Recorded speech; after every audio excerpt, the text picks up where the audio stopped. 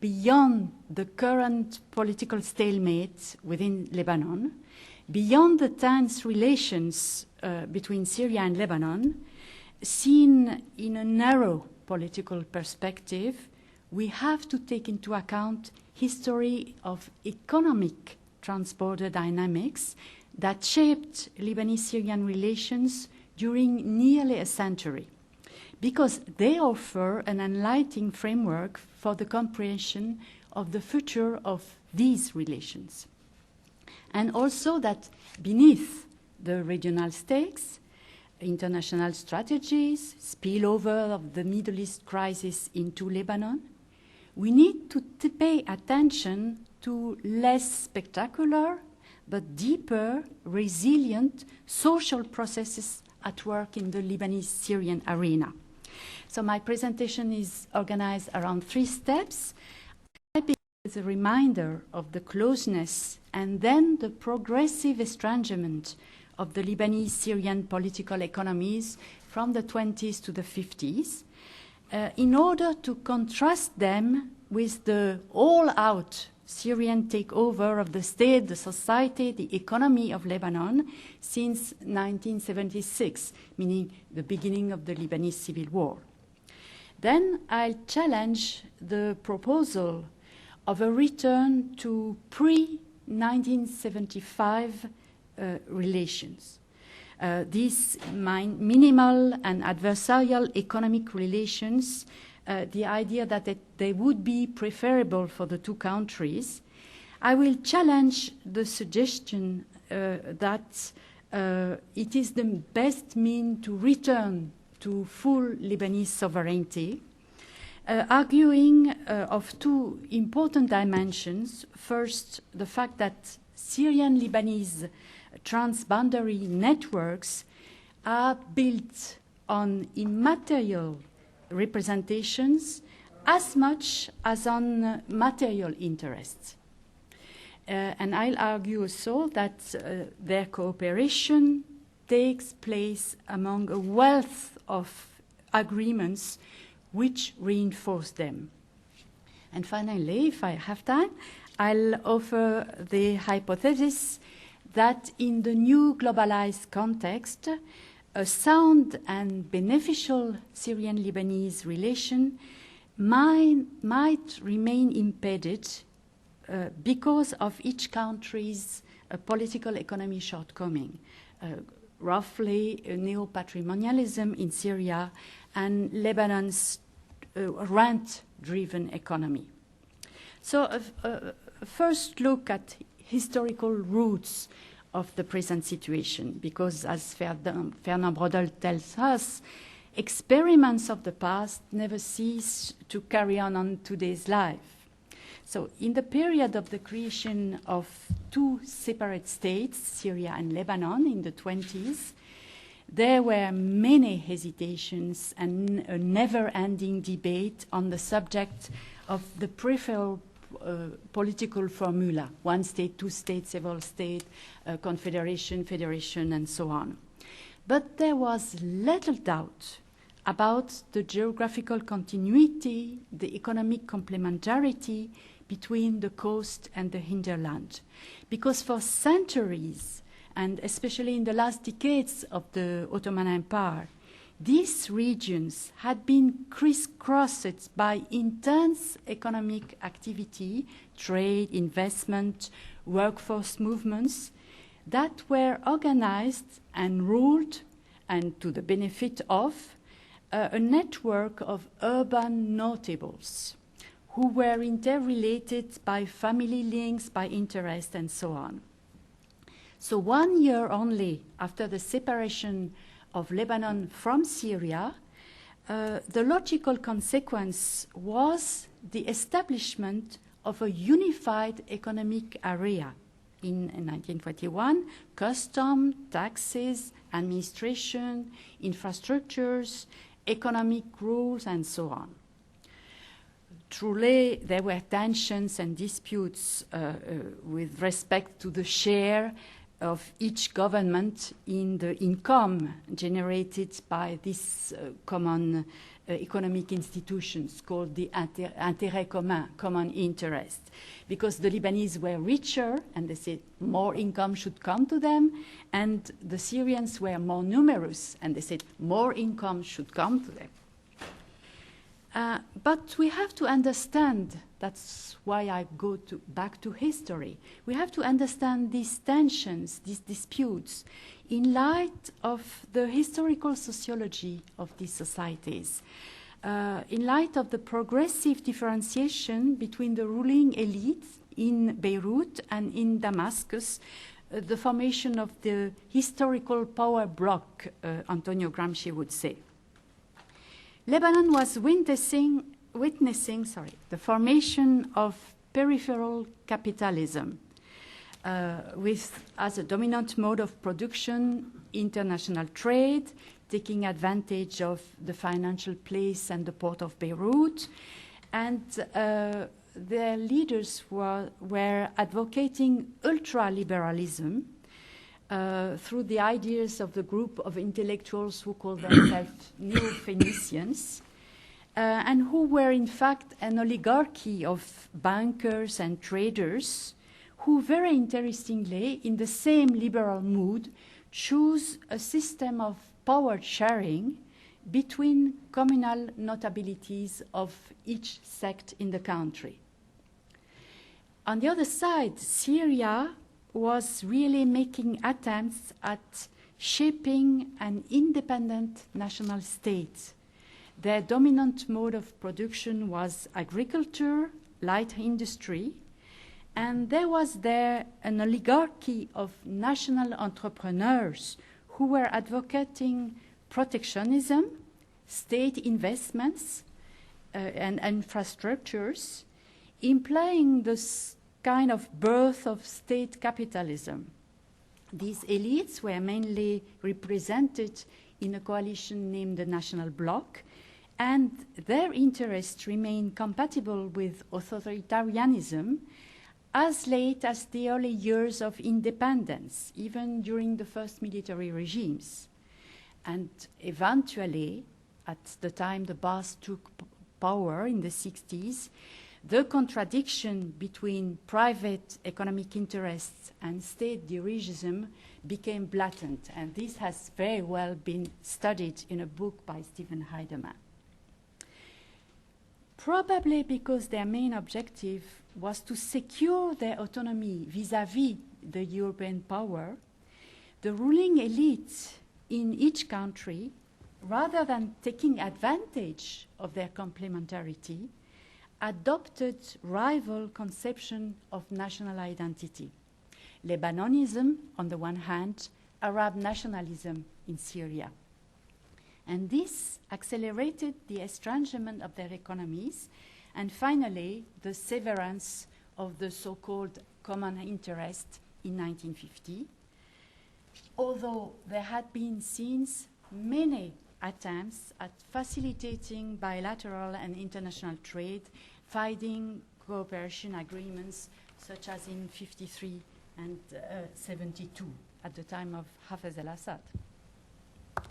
But in view of these historical developments, the Syrian military takeover of Lebanon in 1976 is often analyzed as revenge from a leadership originating from underdeveloped rural areas on a country which was faring times better since independence, and moreover, whose elites were seen as arrogant and despising.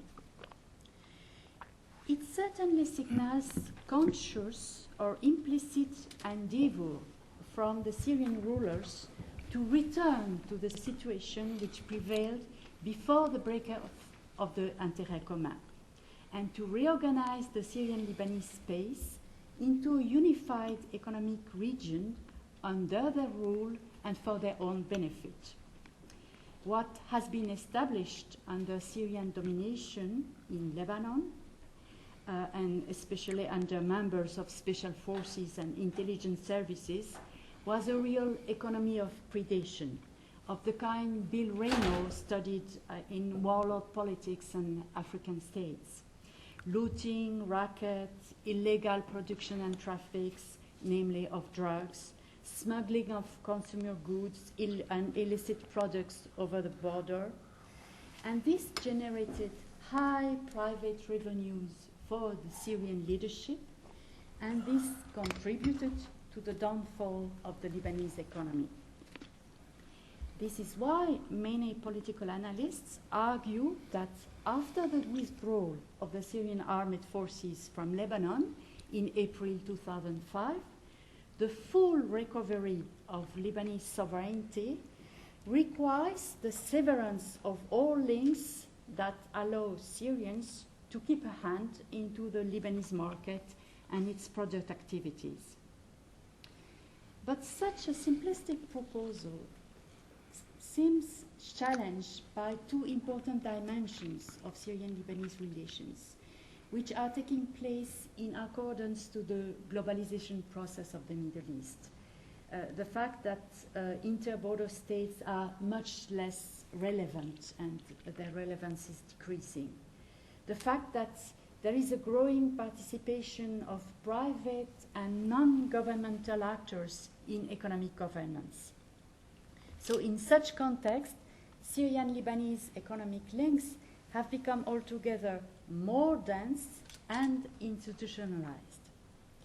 They are more dense because while the Syrian domination of the Lebanese economy was rightly seen as pyramidal and trickling down, imposing orders, distributing bribes and benefits in a clientelist corruption system, at the same time, it was organized along horizontal trans-border networks, which very much reflect the cultural practices, the worldview of the society on both sides of the border. These networks were taking advantage of deep-rooted primordial links, family, clanic, confessional, and so on. And they were secured through person-to-person commitments and cooperation. While deeply rooted in the social fabric, they were also, of course, interest-driven. They facilitated the penetration of the Lebanese economy by Syrian entrepreneurs in every domain. And in that way, the Syrian capitalists could have been labeled learning capitalists. But for that purpose, these networks had to be mixed. Syrian needed Lebanese partners and accomplices.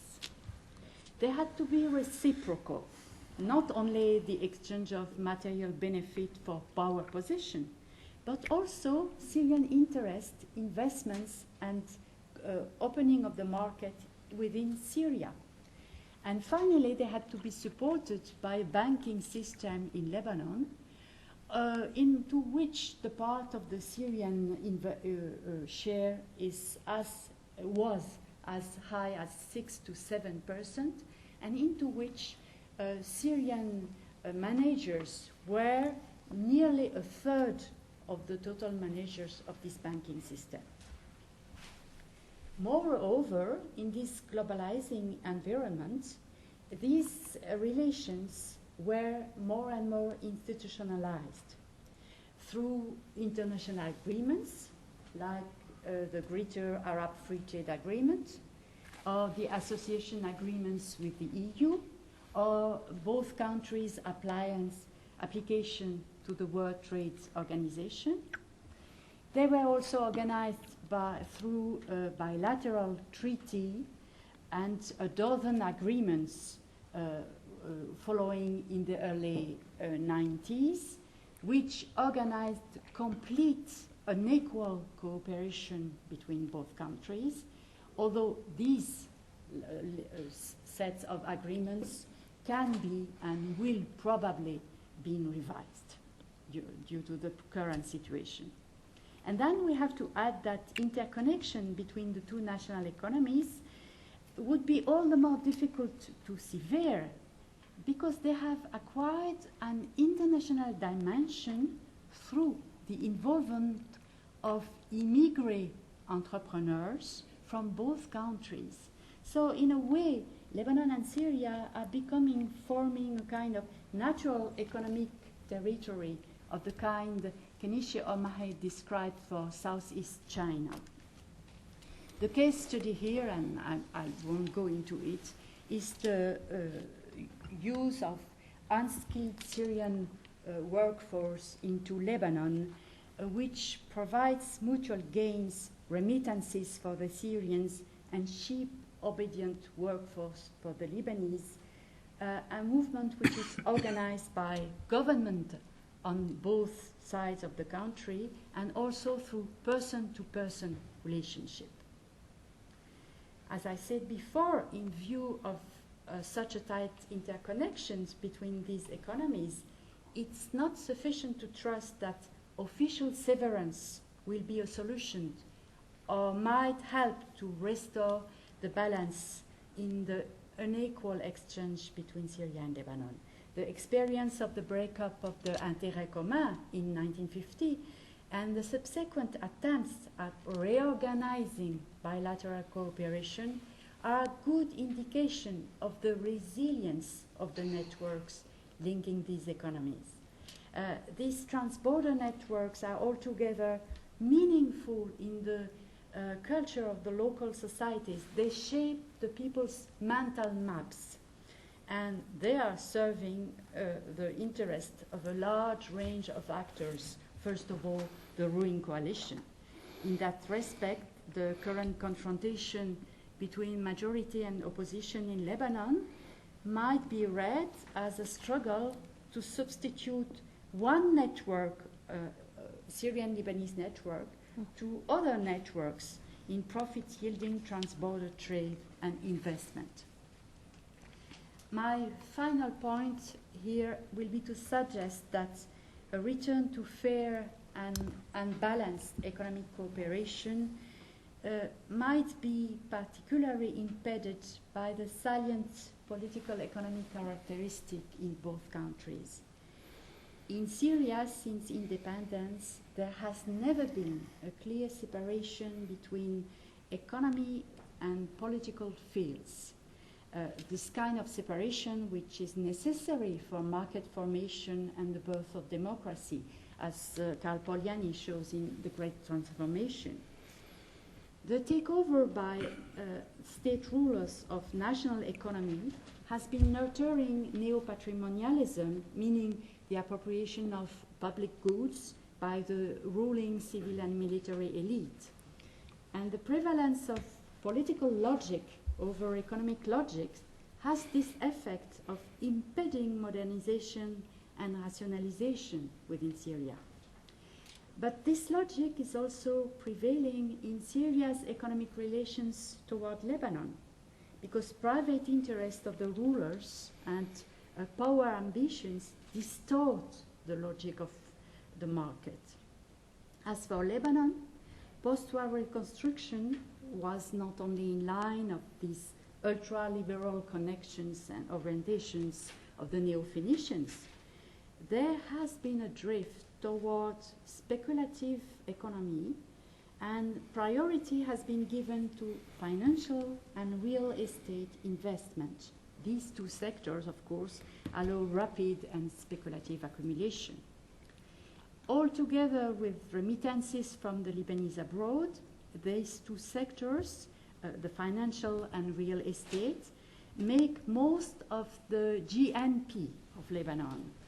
And the result is a highly bifurcated economy with a high percentage of the population under poverty line, a high level of unemployment, and a disastrous brain drain. And this leads to a paradoxical situation where Lebanon remains the preferred arena for the unruly Syrian capitalism, while at the same time its economic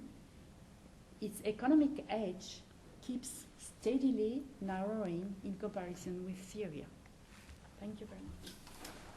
Thank you very much, Elizabeth. That's a good tone to set the stage. Steve. Yeah, thank you, Mike, for inviting me, and to the Wilson Center for sponsoring this event. I have to say first that it's always a pleasure to hear Elizabeth present her work about countries that she has lived in and worked on and studied for a very long time, and that I think she probably knows more about than anyone else that I can think of. And so I'm very pleased to have the chance to comment on her work. And I'm also pleased, though, because in her talk today, Elizabeth gave us a perspective on Syrian-Lebanese relations and on some of the more important economic and social dimensions of that relationship, which, is, as she suggested, are not often present in the policy and political debate about Lebanon and Syria that take place in Washington, but that I think really should be. They will be crucial in shaping the future of relations between the two countries. I think these aspects of the relationship are perhaps not as much in the background of the political debate as is sometimes assumed. I think some of the surprises that we encounter in our relationships with these countries are in part a product of the extent to which we neglect these dimensions of the relationship. And so the history and the details that Elizabeth has communicated to us, I think, are really very important, and I hope that as a result of her work, they do acquire the kind of visibility that I think will bring them more centrally into debates where they really matter a great deal. I thought one of the things that stands out really as especially important about the economic dimensions of the Syrian-Lebanese relationship is this very interesting tension that's at the center of Elizabeth's work between the formal organization of the Syrian and Lebanese political economies on one hand, which she shows very well have developed along very different trajectories and come to exhibit very different structural features, to the point that the two countries face some very serious historical and structural obstacles to any kind of formal economic integration, and where we have factions in Lebanon today arguing that national interests require reasserting economic autonomy from Syria and reasserting Lebanon's economic independence as a necessary step in the larger process of consolidating political autonomy following Syria's withdrawal in 2005, and as a way to prevent Syria from regaining its former dominance.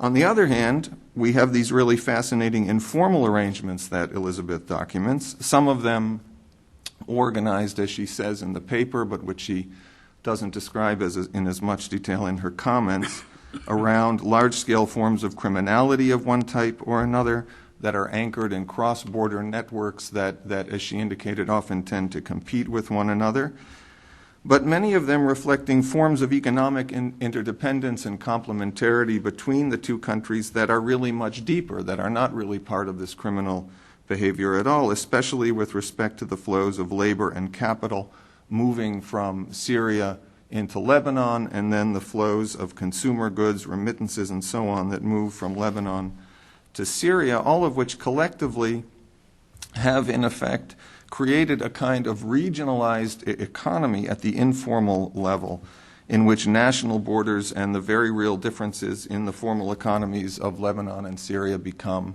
less important, at least as Elizabeth has argued. And the pressing question, of course, I think, are how the current political crisis will affect the economic relations between Lebanon and Syria, whether Lebanese economic nationalism is going to win out in the end and lead to an economic rupture between the two countries, and whether, and I think this is Elizabeth's argument, a variety of factors, both local and international, make that outcome less plausible today than it might have been in the past. And it's that kind of core argument about the kinds of changes that Elizabeth sees as moving Syria and Lebanon toward a higher degree of integration, toward a context in which the gap between the informal economy and the formal economies is becoming less meaningful than in the past, that I wanted to focus my comments.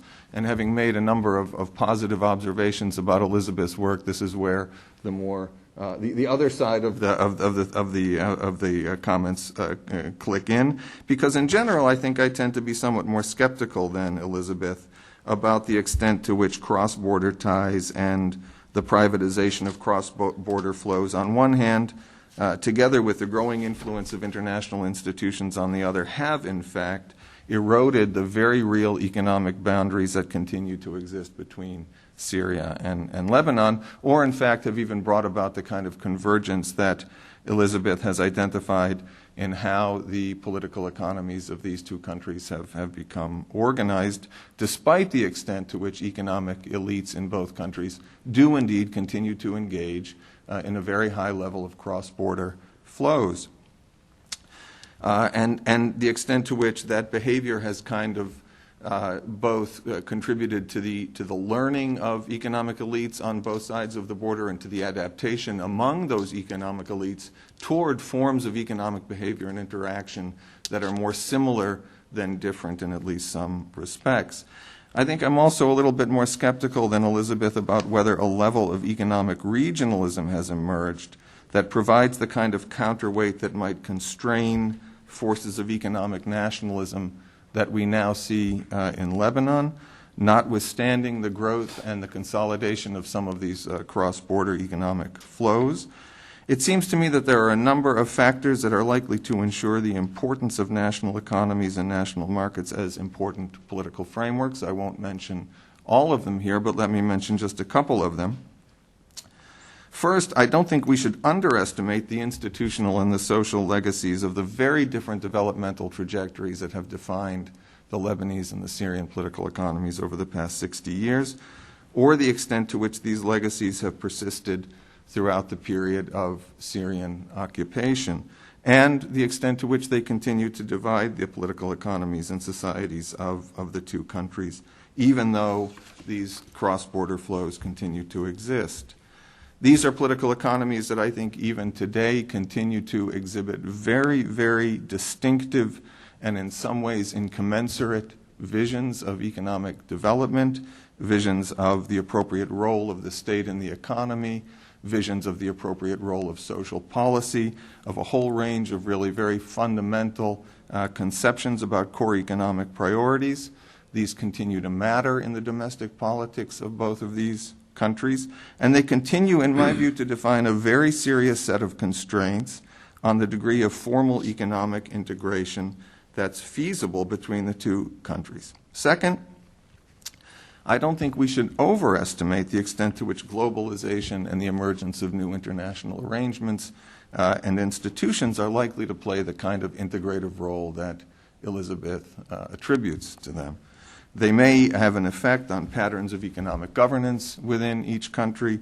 It's possible that they may diminish some of the structural differences that have long defined these two political economies, but I don't view these international forces as compelling Lebanon and Syria toward some broader and more formal framework of economic integration. Instead, I think we have to recognize that there are very powerful forces on both sides of the border who benefit quite significantly by preserving the ambiguity and the informality of the economic arrangements through which a lot of this cross-border economic activity happens, for whom the presence of a national border between Lebanon and Syria is in fact a very important asset, political asset and economic asset, and that in the context of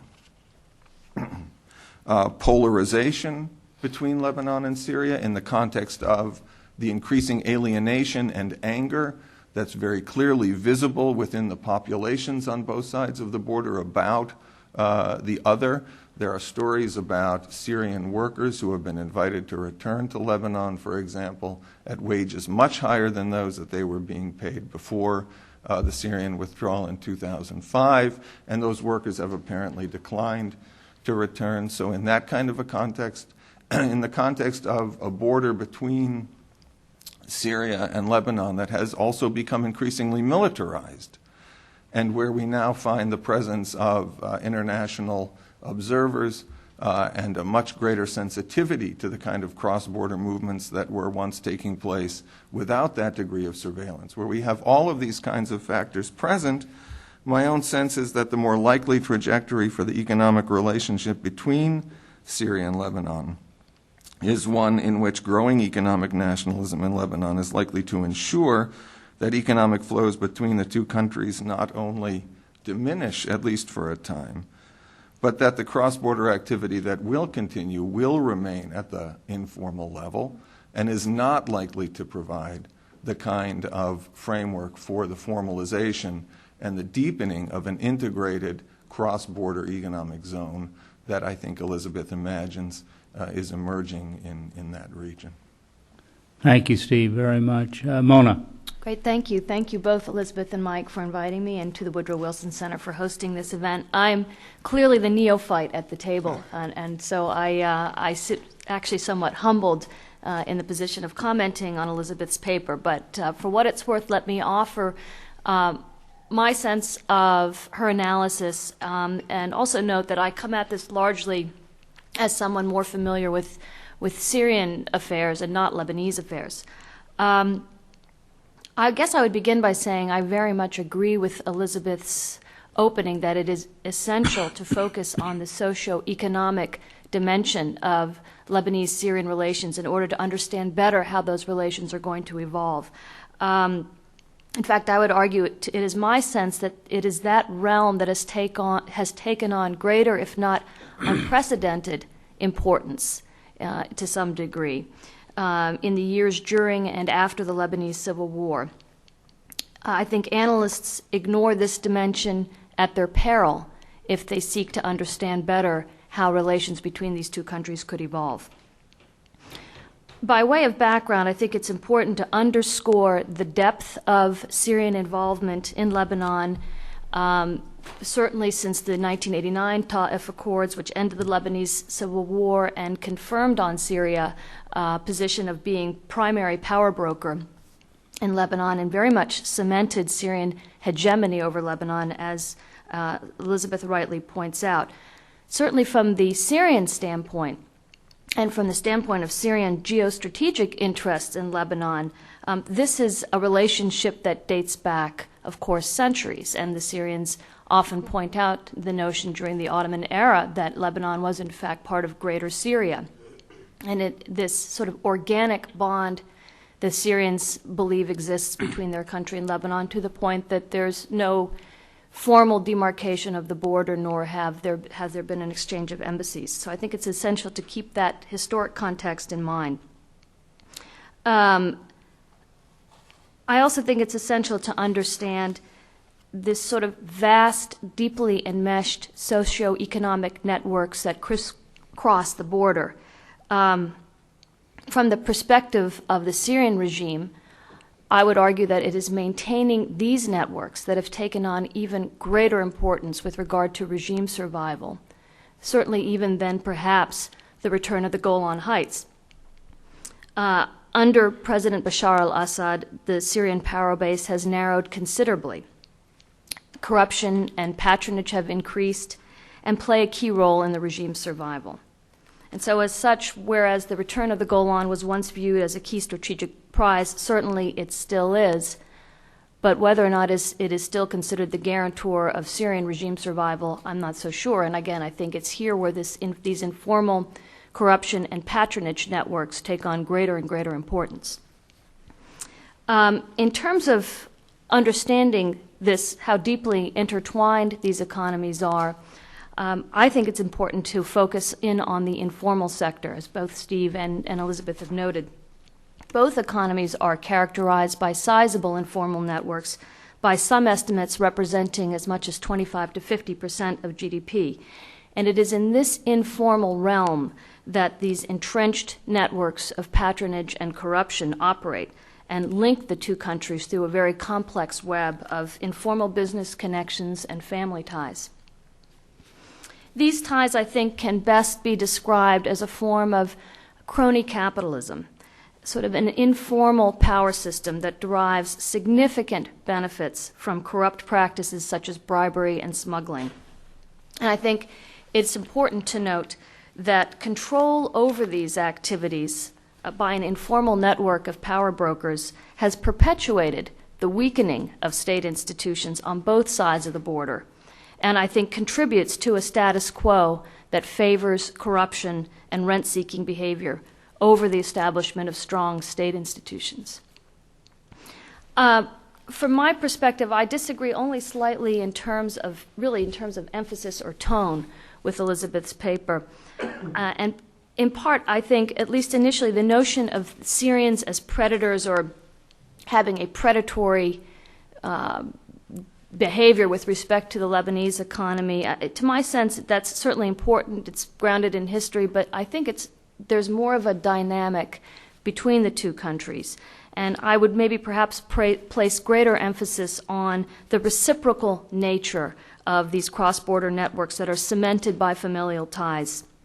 And she, in her paper, she didn't, I don't think, had the chance to mention in her formal comments, but she rightly points out the mixed Syrian-Lebanese quality of numerous ventures in a variety of industries, and I think that just illustrates the point further. Certainly there are the classic Lebanese clans, feudal leaders, and so forth who have availed themselves of these enrichment networks, taking advantage of openings in the Syrian economy and so forth to enrich themselves further. And secondly, I think I wouldn't put quite as much stock in the importance of international agreements. Like Steve, I really think it's the informal sector where the greatest emphasis should be placed in trying to understand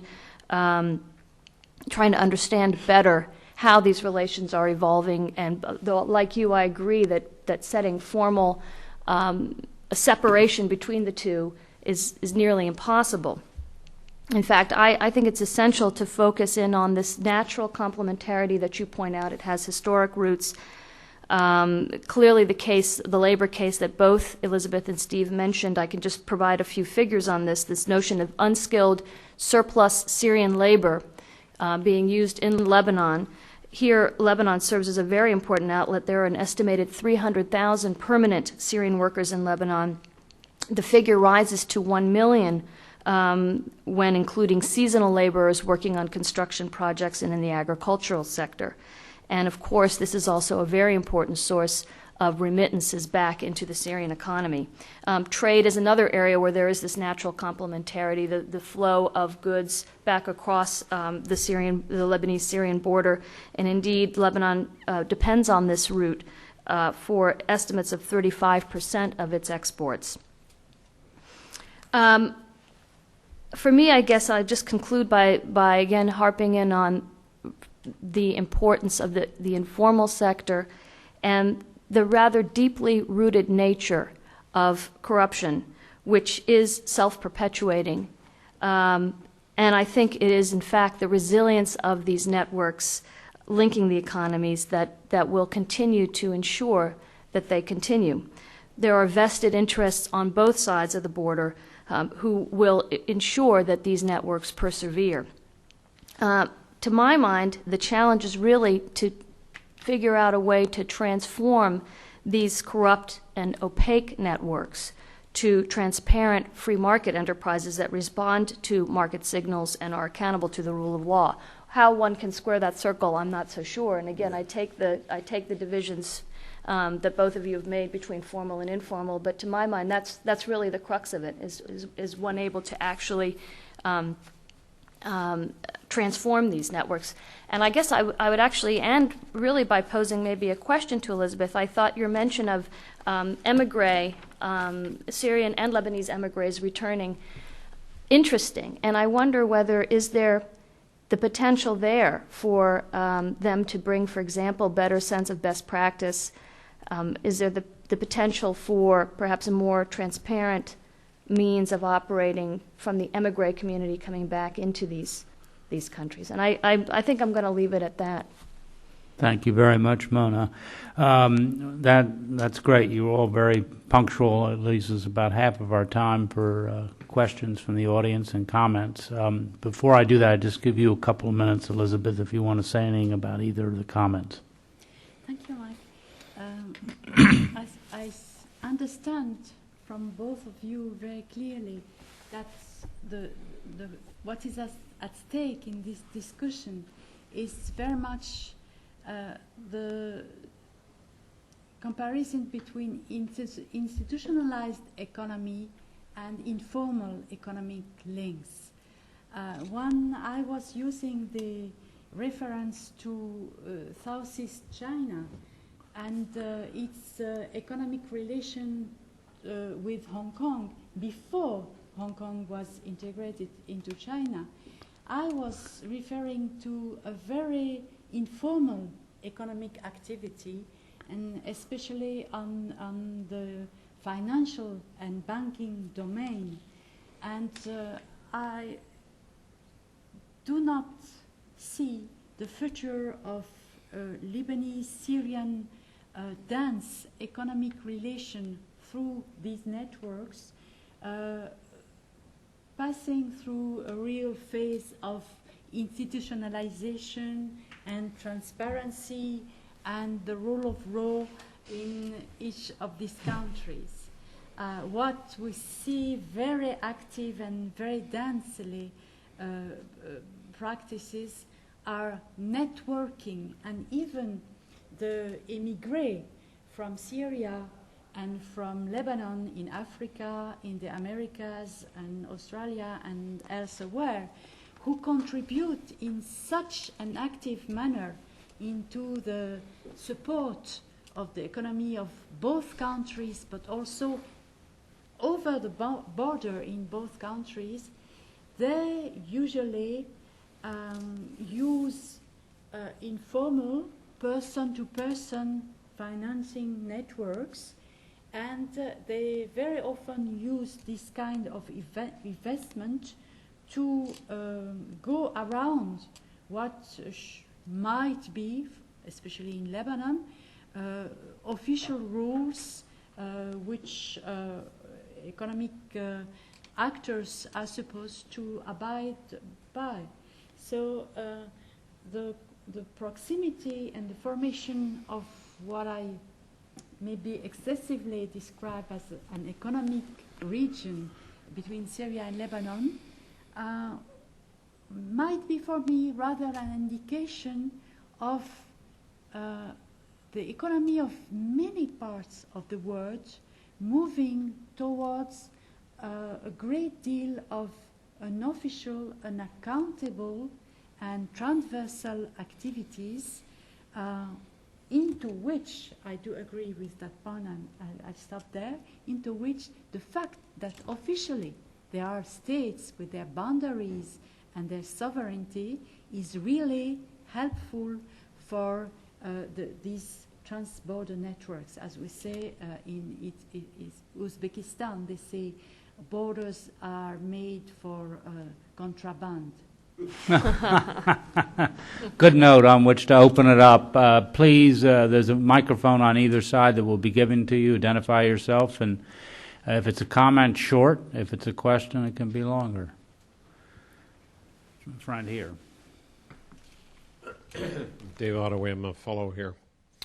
I was curious whether in Syria the Alawites and the Sunnis have different economic interests in Lebanon, and whether you could give us an example of how one of these informal businesses links Assad or the central elite in Syria to one or another of the factions in Lebanon. That's a concrete example. Try telecommunication. Well, I wouldn't say that economy and economic interest has a sectarian color. Even in Syria, in a country where the sectarian divide is so important in the economic system. And when we study trans-border Syrian-Lebanese economic networks, and notably between the regime elite in both countries, we see networks which work through over the Christian-Muslim divide, and between Muslims over the Sunni Alawite divide very, very easily.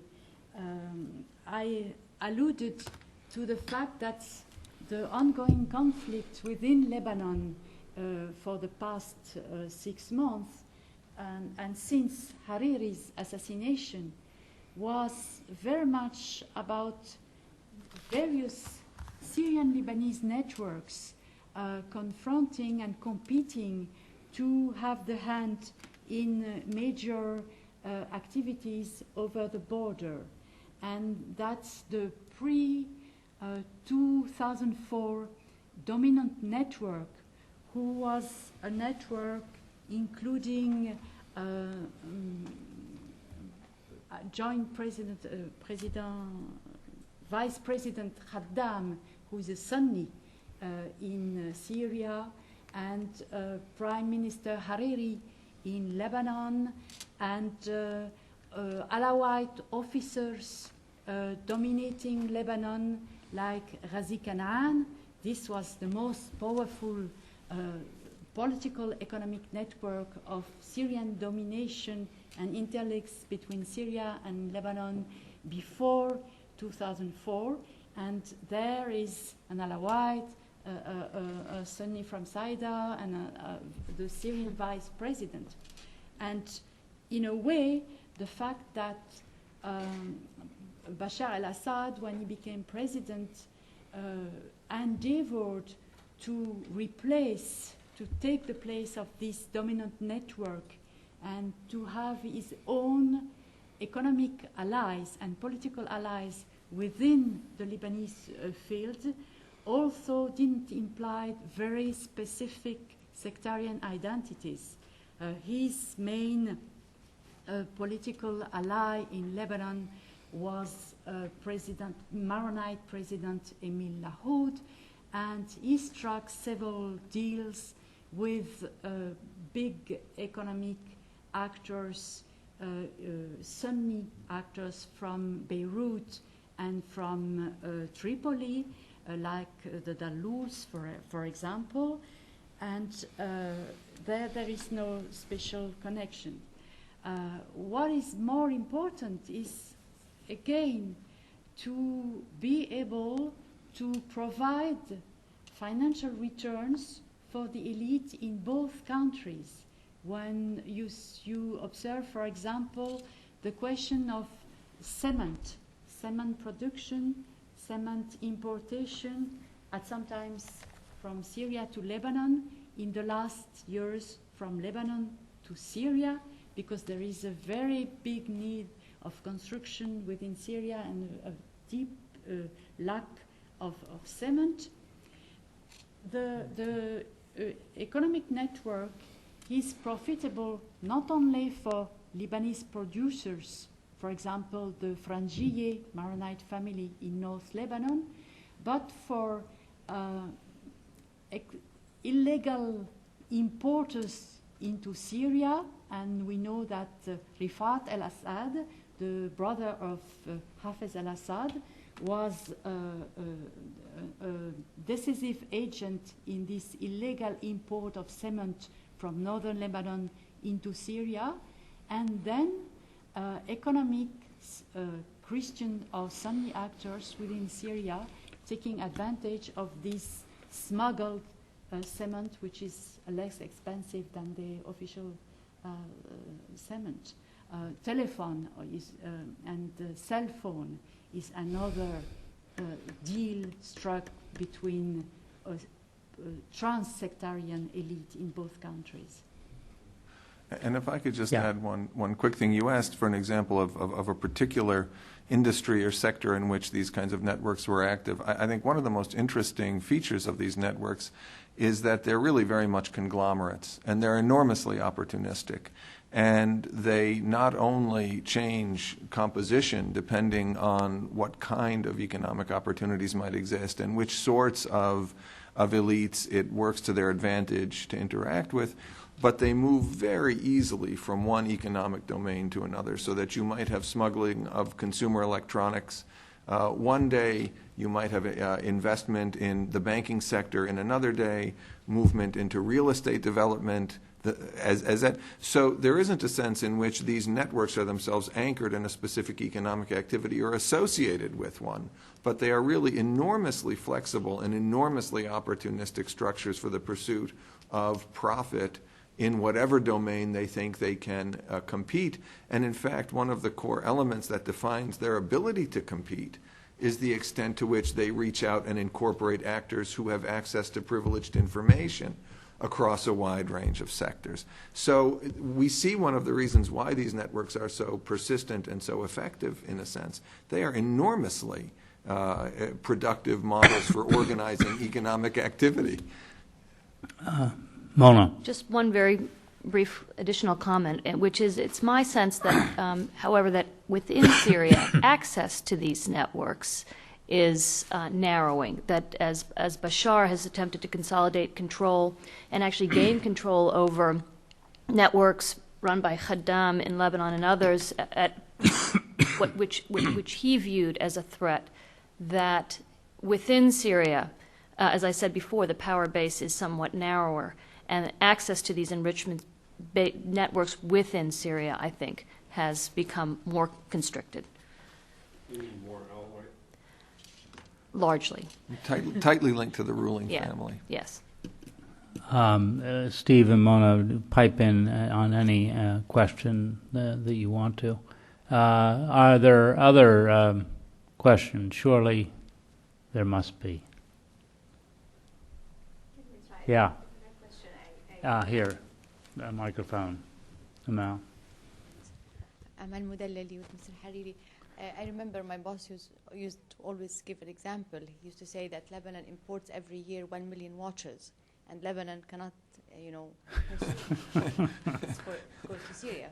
But my question is not about these informal economic ties. My question is about the economic treaties and agreements that Lebanon was forced to sign for the last 15, 20 years. And what do you think their impact will have if they remain in effect? Because nobody in Lebanon now is going to take the political risk of eliminating them suddenly. What kind of effect they would have on the Lebanese economy now, since the political relationship is almost non-existent? Well, thank you very much for the question. And this allows me to try to be less imprecise about answering Stephen Heideman's question about informal and regular agreements. I do think that political actors take advantage and put forward agreements to say, look, we are, especially the Syrian leadership, to say to the international community, look how regular and how institutionalized our relations are. There is an international agreement which has been discussed on water, on trade, on agriculture, on importation, on every subject. And it's true that due to the unequal political situation during the 90s, this discussion on every subject were completely in the hands of the Syrian leadership. I had the chance to get the minutes of the discussion about university cooperation. There is a treaty also in education in all subjects, as you know. And the fact that Syrian degrees would be accepted within Lebanese universities. And one of the persons who negotiated from the Lebanese side said, we left the room for 5 minutes and then we came back. And, all Syrian universities and secondary school would be accepted. And it was signed, and it was signed by the Ministry of Education in both countries. There was one exception which I really noticed. It was about the water, about the sharing of the water of the river Orontes, RC, where the Syrians managed to get the lion's share, 80% of RC's water, and the Lebanese representative deputies refused to agree with the treaty of 1994. But now that formally the Syrian have left Lebanon and Lebanon has recovered its full sovereignty, there is a discussion, and that's why I said I'm convinced that most of these treaties and various agreements will have to be revived and to be more balanced between the two countries, and take the water sharing, for example, and so on. But still, I think it make my points that having all these kind of agreements comforts the arguments of those who say there is no way that Lebanon's economy will do without close cooperation and interaction with with Syrian economy. So it's like a two direction, these treaties, and the international treaties also, because of course common Arab market, which was agreed upon in 1999 and which is now really open since 2005, while we know that there is not so many economic exchanges between Arab countries and especially in the Near East area. But still, it's an argument for economic leaders to take advantage to keep an open Lebanese market for cheap Syrian products, or the reverse for Lebanese exporters to put into difficulty the Syrian production. So the international and bilateral institutionalization are, like the borders, as I said, taking into account for networks to make better deals. The lady in, purple. Hi, I'm Karen Von Hippel from CSIS. I have a question. I guess thank you for the presentations. They're really interesting. But since the end of this recent Israeli invasion last summer, or the bombing campaign, and the reconstruction that's been happening already, I heard that Hezbollah, or Iran through Hezbollah, has invested something like $2 billion into Lebanon. I don't know how we get any of these figures and how accurate they are, but I was just wondering what you all think about the Iranian, through Hezbollah, economic influence and how that impacts formal and informal between Syria and Lebanon. Mm-hmm. Well, I'm thinking, but I'm sure you have something to say. The Syrian, the Iranian money, which is channeled into Lebanon, is channeled through various Hezbollah organizations. Not Hezbollah per se always, but economic support, charity support, and so on. And so it is directed to a very specific constituency and to very specific areas. I don't know the figures either, even less than you, but what I've heard of recently, especially by Lebanese coming for a conference here in DC 2 weeks ago, is that there is a complete blockade of reconstruction in the Shiite suburbs of Beirut, what they call the Dahiye, because of the political stalemate, because you can't rebuild and reorganize without building permits, without urbanistic organization, and so on, and that whatever the Iranian money channel into the Hezbollah accounts, this leaves the Shiite population of Lebanon very frustrated about reconstruction in their own areas. The Syrian Irani economic relation is different. The Syrians are very sensitive to the economic investments in Syria, but Mona will be, I'm sure, much more informed about that. Aren't you? They're very sensitive. They're very sensitive. They are. No, they absolutely are. It's a completely different dynamic, as you point out, and they are sensitive to being beholden to a non-Arab Shia patron in a country in which already the government is ruled by this Alawi minority sect. So it's absolutely a point of great sensitivity. But I also think that whatever the more recent experience of reconstruction has been, the extent to which the flows of funding from Iran through informal channels into informal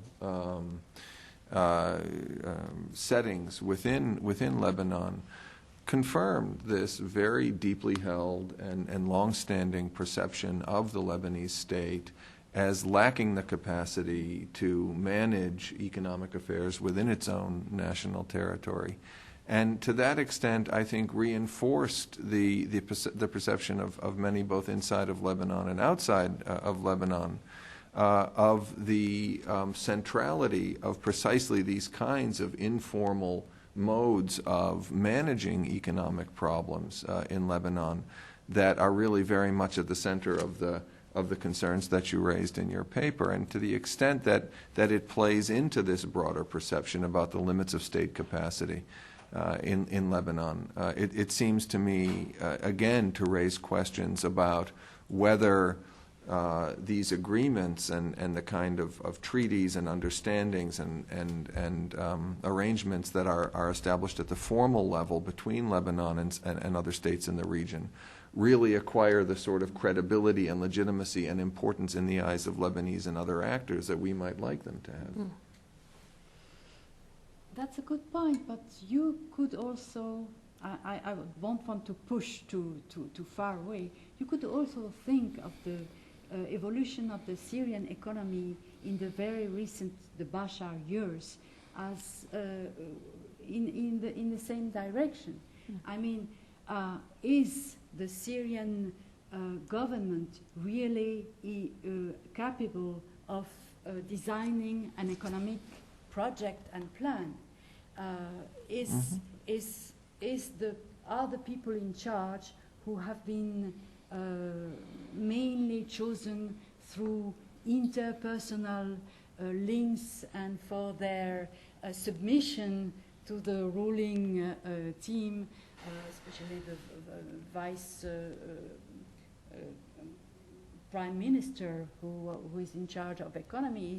He's a very nice man and he's very open to Abdullah Syria Dardari. and modernity.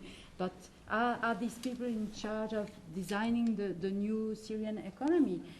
What I see also in Syria is many businessmen discourage because of the blockage of the rules of the economy, taking this informal sectors activity, and this is where the émigrés from abroad are very important, because they bring the money in for these people to develop new economic activities, transborder activities, which is at the margin of the official political economic system. Just a quick comment and then maybe actually a question, which is that, I mean, I think really what we're saying is it's that these informal networks really become part of a vicious cycle where state institutions are further weakened, decisions are made based on favoritism and patronage and other issues, and therefore those institutions are even less capable of providing, and these networks become more and more relied upon. At least that's my sense. I'm actually wondering, Elizabeth, whether you would draw, you had made a very, to me, intriguing comment, which was that you said in your prepared remarks, you talked about the current stalemate in Lebanon. Is it also indicative of an attempt to replace one, or substitute one set of networks for another? And so I'd like to actually draw you out a little bit on that. I mean, is it your sense then that the question about Iranian money coming in and so forth, coming into Hezbollah-related entities, is Hezbollah, which has really put itself out there as not being part of the grand feudal families in Lebanon, and indeed they campaign on a fairly strong anti-corruption platform. Is it your sense that simply what is happening is a battle for control of informal networks, or does the opposition really largely represented by Hezbollah represent some kind of alternative out of these networks? That's a very big question. That's a very big question. But we could really wonder in what degree does this informal economy of Hezbollah in these large areas, very populated areas of the Dahia, the southern suburb of Beirut, is not in a way participating in this traditional Lebanese economy, and is to many respects, Hezbollah is behaving politically and economically as a sectarian and private economic actor like all others. It's difficult to say the opposition, because Sure. the analysis would be completely Right. different. And so. But Hezbollah, for its part, might be in the system, in the economic system. I hate to interject a comment of the fad of the month, but I thought we on this particular in this particular session would be very interesting if any of you had any comments you'd like to make.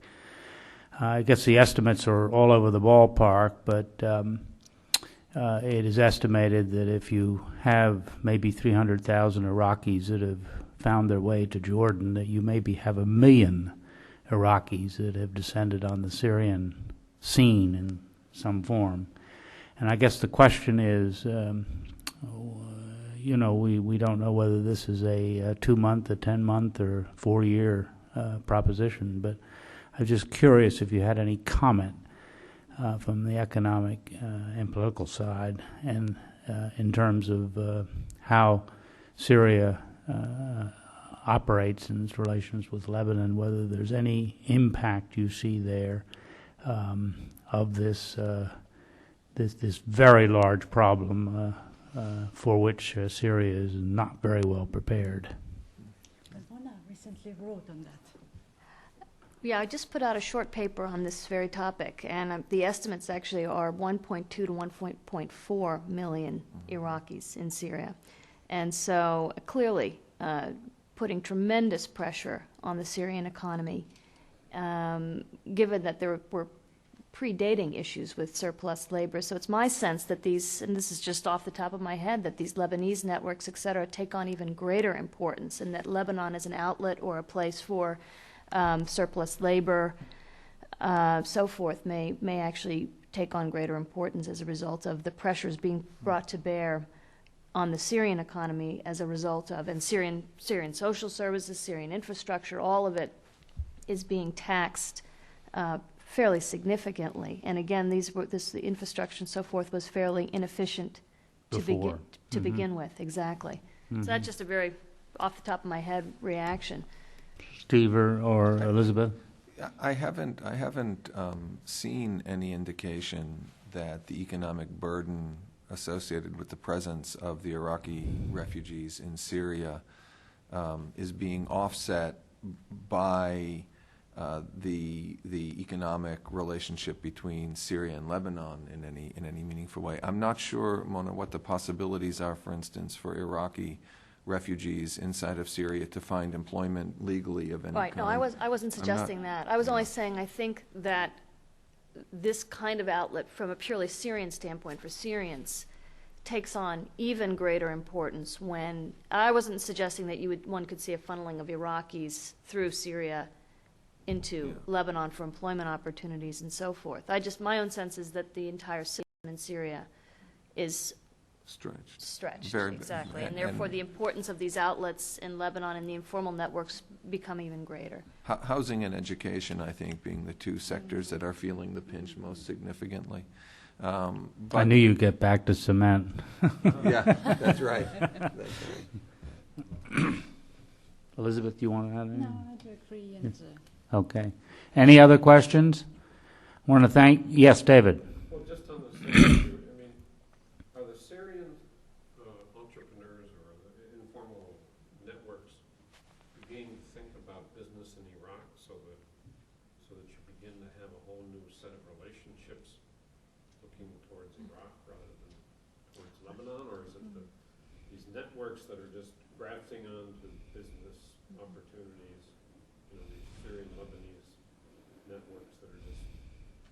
going to be the same people, but going to Iraq? Are you going to get a new set of informal Iraqi-Syrian economic networks that are going to begin to have a pull Syria in a different direction?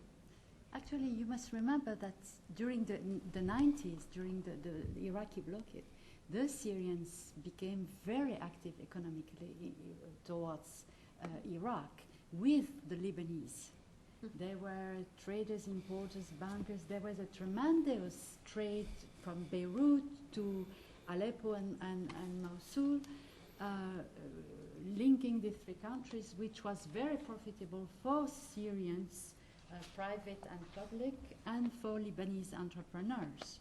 So now these Syrian Iraqi networks have been partly severed since the Iraqi occupation, but there are among the Iraqi migrants in Syria, there are groups of economic actors, Iraqi economic actors, who are really willing to reorganize trade, importation of goods and so on towards their country themselves. Yeah, that was going to be my point as well.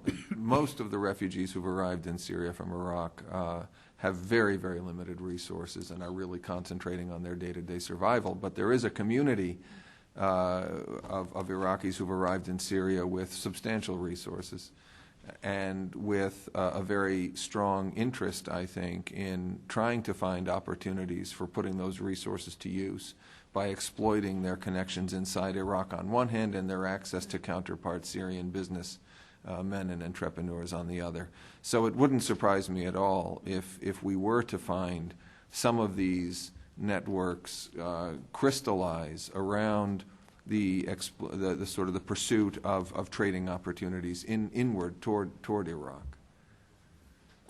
I want to thank all of you for coming, and I think that there's a meeting of the Middle East program next Wednesday, a book launch for Meron Benvenisti, the previous deputy mayor of Jerusalem, and then a program on May 1. But I want to thank especially Elizabeth Picard. We've loved having you here, and we know you're coming back. We hope you'll come back for longer sometime. And thank you to Steve and Mona for being with us. Thank you very much.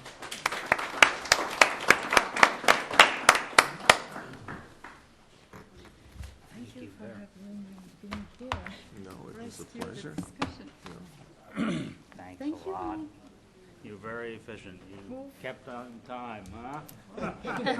Thanks for coming over and doing it. Appreciate it very much. Is that your pen? Yeah. It's broken, however, so we can. I was going to let. I'll get rid of it. Oh, thank you. Great. Enjoyed it. Good to see you. Thanks a lot. Hope you'll come to one of our. We have another meeting I'd scheduled. love to. Syria, Iran. Syria and Iran. Yeah. Yes. I saw that actually. When is it? It's May 8th. You'll get a formal invitation. It's coming end of this week. So. May is so far off, but I'll get through the next week. Yeah, exactly. We have Kareem Sajadpour. Oh, good. Yeah, Rob Malley and Andrew. Yeah, yes. So actually a really good panel. Oh, Steve. Oh, I disagree. You're not faking it. I always think you do great insight. Very astute analyst. That crosses all kinds of things. I know. Thanks, guys. Thank you. It always is.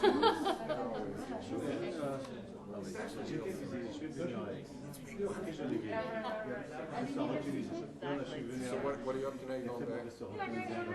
Sure. Yeah. Come on.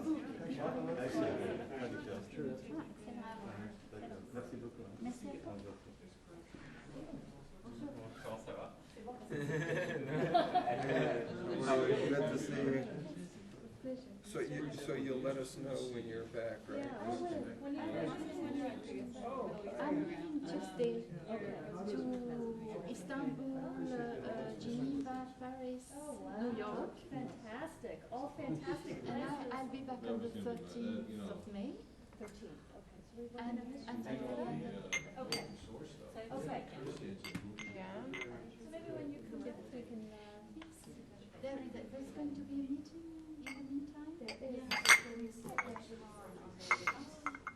But we will have one more in June. Oh, yeah, you're right. Do you? Yes, I do. Oh, that'd be great.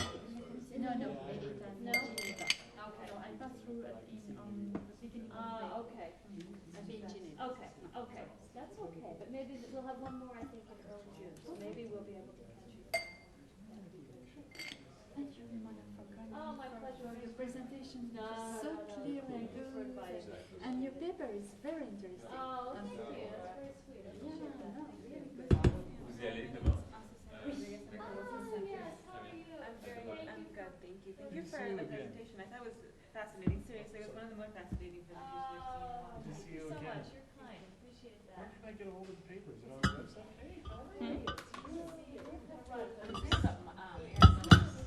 I'm really excited about that. Oh, it's not written. Sweetheart, be careful. Wait, Oh, it's not, hold okay, on. 'cause It's signed okay. You're gonna like drop them all. No, I'm not. Drop one. Drop one. Why? That's it. Oh, it's It's more efficient that way. No, no, I'll come. Come. Susan, I'll be right back to help okay. you. Well, I'll eagerly await it then, because this is a great area and it's so under the radar.